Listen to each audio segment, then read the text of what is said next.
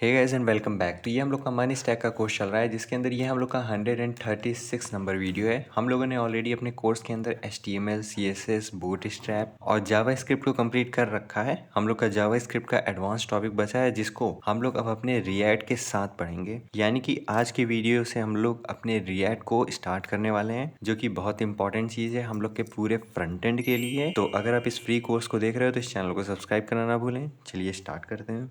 तो यहाँ पे ये जो रिएक्ट लिखा हुआ है, इस रिएक्ट का एक्चुअल में मतलब क्या है, इसको समझने के लिए हम लोग थोड़ा सा यहाँ पे देखें तो देखो लिखा हुआ है react is an open source JavaScript library use for building user interface. It was developed and maintained by Facebook. यानी कि ये जो रिएक्ट है, ये रिएक्ट हम लोग का जावास्क्रिप्ट का एक लाइब्रेरी है, ठीक, जिसकी हेल्प से हम लोग अपने यूजर इंटरफेस को क्रिएट करते हैं। यूजर इंटरफेस यानी कि जो हम लोग का UI होता है जिसको हम लोग देख पाते हैं। एग्जाम्पल के लिए यहाँ पे जो आपको ये रिएक्ट टेक्स्ट दिख रहा है, यहाँ पे कुछ जो आपको डिस्क्रिप्शन दिख रहा है, ये जो आपको लाइन दिख रहा है, ये सारे के सारे UI हैं जिसको हम लोग देख पा रहे हैं। तो ऐसे ही पोर्शन की चीज़ों को हम लोग अपने रिएक्ट की हेल्प से क्रिएट करते हैं। तो चलिए सबसे पहले हम लोग क्या करते हैं, अपने रिएक्ट के जरा वेबसाइट के ऊपर आ करके देखते हैं कि वहाँ पे एक्चुअल में क्या लिखा हुआ है। तो इसके लिए हम लोग क्या करेंगे, हम लोग यहाँ पे react.dev के ऊपर आएंगे और यहाँ पे आओगे तो आपको ये रिएक्ट का वेबसाइट मिल जाएगा, ठीक।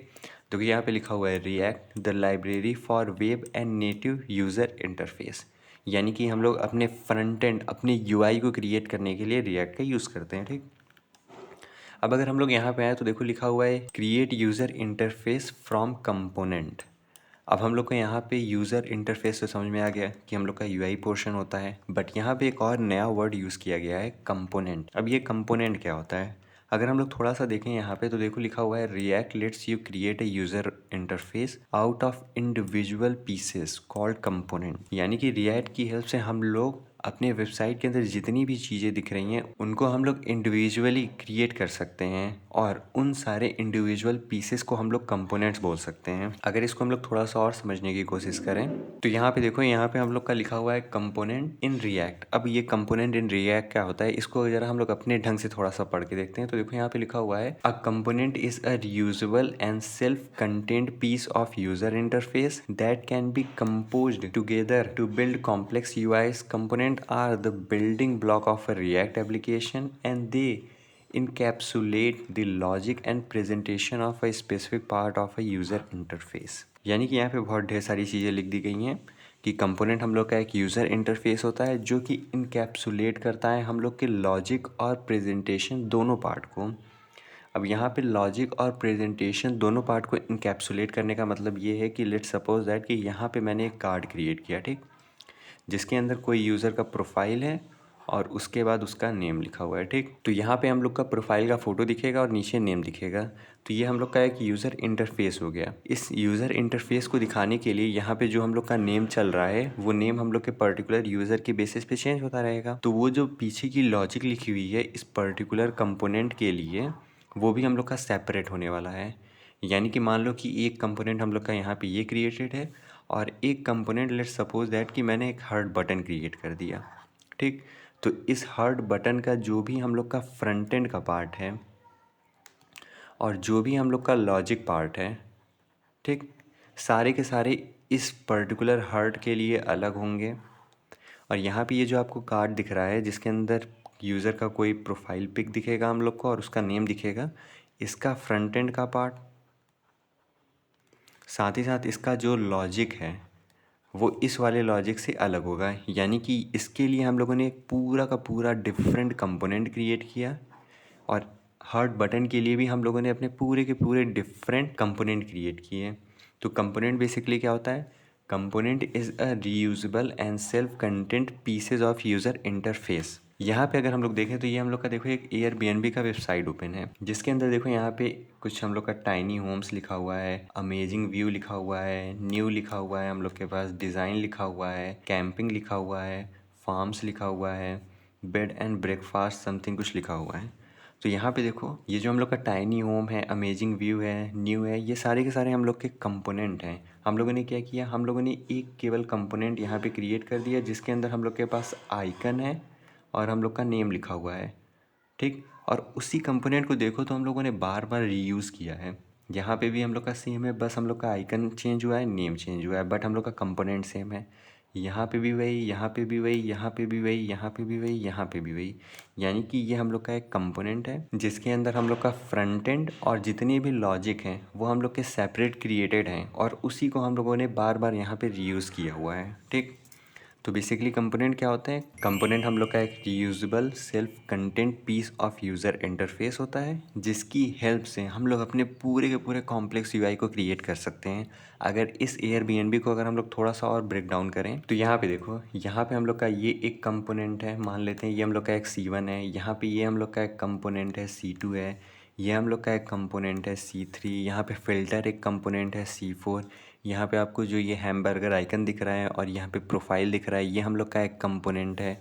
यहाँ पे डिस्प्ले टोटल बिफोर टैक्सेस हम लोग का कंपोनेंट है। सर्च बटन हम लोग का एक डिफरेंट कंपोनेंट है। तो यहाँ पे देखो हम लोगों ने एक पूरे ये बड़ी सी यूआई बनाने के लिए कितने अलग अलग हम लोगों ने यहाँ पे कंपोनेंट क्रिएट किया है और उन्हीं सारे कंपोनेंट को हम लोगों ने कंबाइन करके ये पूरा का पूरा यूआई क्रिएट कर लिया। यानी कि देखो ये वाला कंपोनेंट हम लोगों ने यहाँ पे लगाया, यहाँ पे लगाया, यहाँ पे लगाया, यहाँ पे, यहाँ पे, यहाँ पे, यहाँ पे, यानी कि ये C1 कंपोनेंट हम लोगों ने अपने पूरे यहाँ पे लगा दिया। उसके बाद हम लोग का जो ये C2 कंपोनेंट है उसको हम लोगों ने यहाँ पे लगा दिया। ये जो C3 कंपोनेंट है उसको हम लोगों ने यहाँ पे प्लेस कर दिया। C3 के अंदर हम लोगों ने अपना सर्च बटन प्लेस कर दिया।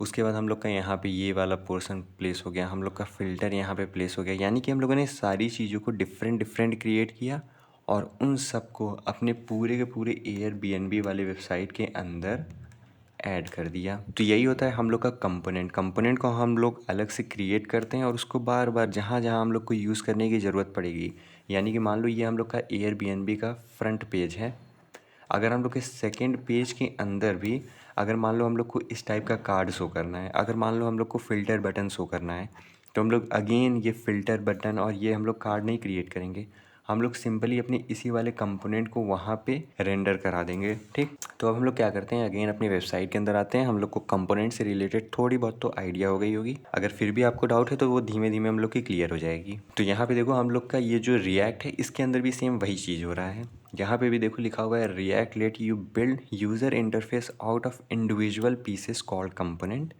create an own React component like thumbnail, like button and video, then combine them into an entire screen page। यानी कि यहाँ पे देखो, यहाँ पे हम लोग का एक थंबनेल है, यहाँ पे हम लोग का एक लाइक बटन है और उसका कुछ डिस्क्रिप्शन लिखा हुआ है। ठीक, तो इन सारे तीनों चीज़ों को मिला करके हम लोगों ने एक कंपोनेंट क्रिएट किया।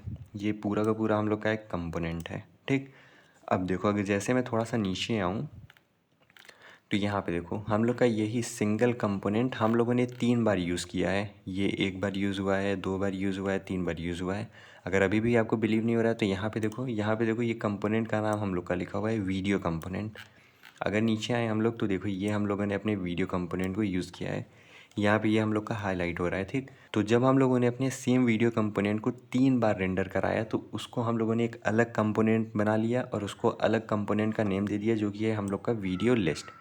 यानी कि वीडियो लिस्ट क्या कर रहा है, वीडियो लिस्ट जो कंपोनेंट है वो हम लोग के वीडियो कंपोनेंट को मल्टीपल टाइम्स शो कर रहा है। और अगर थोड़ा सा नीचे आए तो यहाँ पे देखो अब हम लोग के यहाँ पे ये पूरा का पूरा वीडियो लिस्ट कंपोनेंट है, क्योंकि इसके अंदर हम लोगों ने काफ़ी ढेर सारे वीडियो कंपोनेंट को ऐड किया है। तो अब यहाँ पे क्या हो रहा है, यहाँ पे देखो हम लोग का अब वीडियो लिस्ट कंपोनेंट यूज़ हो रहा है। ठीक, जिसके अंदर और भी ढेर सारी चीज़ें हम लोग को यहाँ पे ऐड हो गई हैं। तो यहाँ पे ये जितनी भी चीज़ें ऐड हुई हैं वो भी एक हम लोग की अलग से कंपोनेंट है। यहाँ पे देखो ये सर्च इनपुट हम लोग का एक अलग कंपोनेंट है। तो इस तरह हम लोग पूरे के पूरे वेबसाइट को बनाने के लिए डिफरेंट डिफरेंट कंपोनेंट को क्रिएट करते हैं। उन कंपोनेंट को फिर जहाँ पे भी हम लोग को यूज़ करना होता है वहाँ पे हम लोग यूज़ करते हैं। अगर देखो अगर हम लोग अपने एयरबीएनबी पे आए, यहाँ पे आते हैं तो देखो यहाँ पे हम लोग का anywhere, any week, add guest, उसके बाद सर्च बटन है। तो ये पूरा का पूरा हम लोग का कंपोनेंट है। इधर ये पूरा का पूरा हम लोग का कंपोनेंट है। लेट्स सपोज दैट कि यहाँ पे मैंने किसी भी अपने एक कंपोनेंट को ओपन किया, तो यहाँ पे अगर मैं आऊँ तो देखो हम लोग अपने सेकंड पेज के अंदर भी सेम वही कंपोनेंट का यूज़ कर रहे हैं। ठीक, अगर मैं थोड़ा सा नीचे आ जाऊँ तो शायद और भी ढेर सारे हम लोग को कंपोनेंट दिख जाएँ। करेंट में वो नहीं दिख रहा है। तो कुछ इस तरह हम लोग का रिएक्ट के अंदर कंपोनेंट वर्क करता है। अब अगर हम लोग यहाँ पे आकर के अपने ये रिएक्ट वाले कोड को देखें तो ये कोड हम लोग को कुछ कुछ सिमिलर लग रहा होगा। यानी कि यहाँ पे देखो ये फंक्शन है, ये हम लोग का जावा स्क्रिप्ट है, और उसके अंदर हम लोगों ने कुछ अपने HTML का कोड लिखा हुआ है। जैसे यहाँ पे हम लोगों ने div लिखा हुआ है, एंकर टैग लिखा हुआ है, href का यूज़ किया हुआ है हम लोगों ने। तो यहाँ पे आपको कुछ लग रहा होगा कि ये हम लोग जावास्क्रिप्ट के अंदर HTML का कोड लिख रहे हैं, बट ना ही ये हम लोग का जावास्क्रिप्ट है, ना ही ये हम लोग का HTML है। इसको हम लोग JSX बोलते हैं। तो JSX क्या होता है इसको हम लोग अपने नेक्स्ट वीडियो के अंदर देखेंगे। तो होपफुली आपको रिएक्ट के बारे में थोड़ा सा ओवरव्यू मिल गया हो। अगर आपको तब भी कोई डाउट हो तो आप कमेंट सेक्शन के अंदर पूछ सकते हैं। तब तक के लिए चैनल को सब्सक्राइब करना ना भूलें। Thanks for watching.